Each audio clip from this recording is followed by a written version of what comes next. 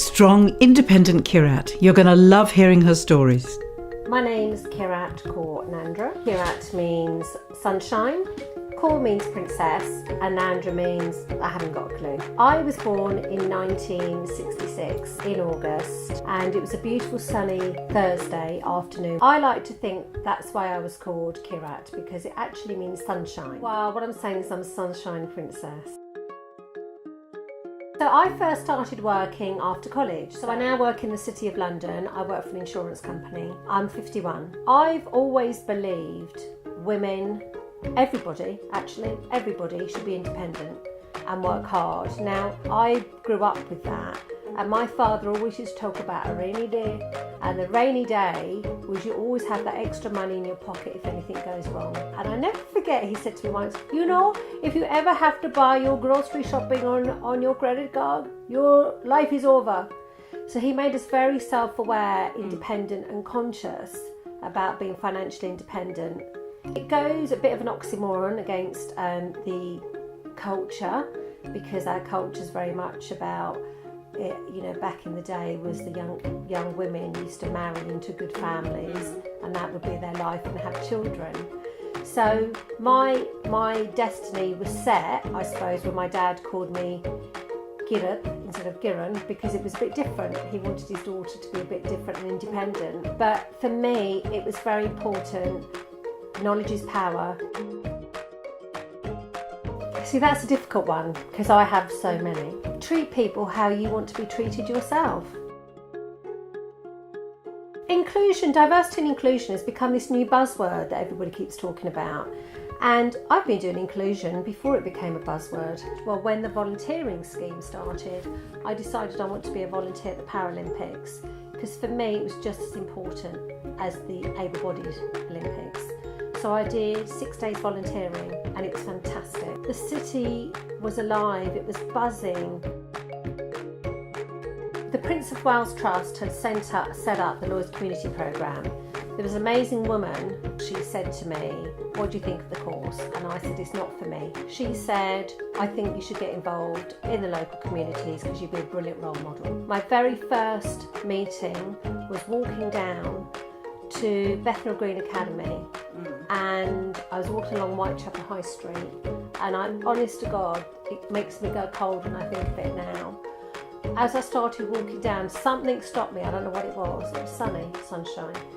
And I turned round and I felt there was a glass wall, and I felt the city was looking in and the city fringes were looking out, and we could not touch each other. And I vowed that day, that moment, that I was going to change that.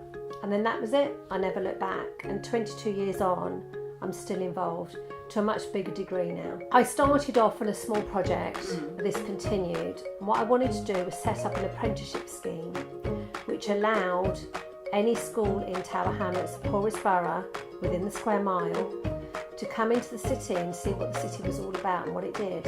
It was phenomenal. I wanted to crack the glass, smash it, walk through it, and let the sun shine right through, and step through it with the young adults behind me. Over the years, I've run 12 marathons in 14 years for non-government funded charities, because they rely on us. And I've raised £50,000 on my own. And I loved it, and it was sensational how London came together. I've never married. But you feel you're an independent woman? I do, and that wasn't a conscious decision. I never met the right person. It didn't happen for me. But my life is so enriched in other ways. I never had children. And yeah, there are times that I thought that would have been lovely, but it didn't happen for me. I believe in Kismet, which means your destiny is set. And I believe I was put on this world to help other children, and I've helped hundreds. So I feel completely fulfilled without them. And I wouldn't change that. Everybody's different. I have a lovely nephew, lovely nieces, and I get my love from them. There's a lot of peer pressure. There's a lot of what, especially in our culture, to get married, to have children, to have a set life. Life isn't always that simple, and everybody's different. My parents respect the fact that I made choices, and it wasn't easy for them to let go of their culture, and they totally respect the fact that I don't have a husband or children, and that I live a very happy, fulfilled life. This is going to sound a bit mad, but I couldn't not have my purse in it, because that purse gives me independence. That purse shows that I've got credit cards, which I've got because I work. I never thought when I was 16 I'd be where I am now. I never thought I'd have that independence. I never thought I'd be not dependent on anyone financially, and I got there.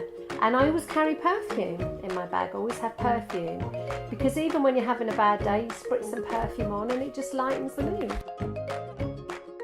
I remember years ago, I was training for a marathon. I had an injury and I had my foot in a cast, and my running club friends were all getting together in Brixton, so I still went.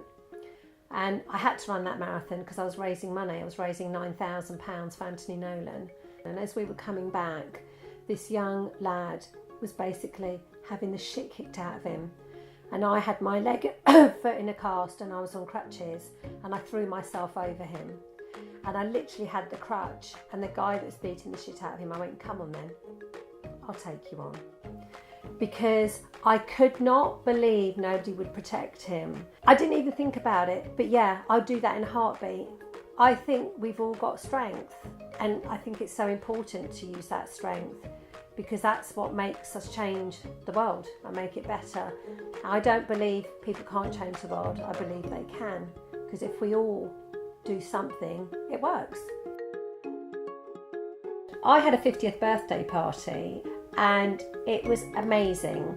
My boyfriend, who I'd met the year before, was there. My brother flew in from California because he lives out there now with his wife and child, and my parents.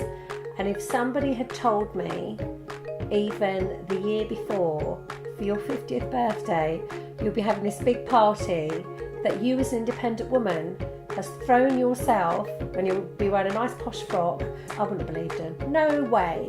And I remember at the party, my dad going around going, "Where all these people are from? You have so many friends. I don't believe it." And he was so proud, because he never thought that'd happen either. It's interesting because a lot of people have friends when they're younger. I didn't so much because I was quite shy.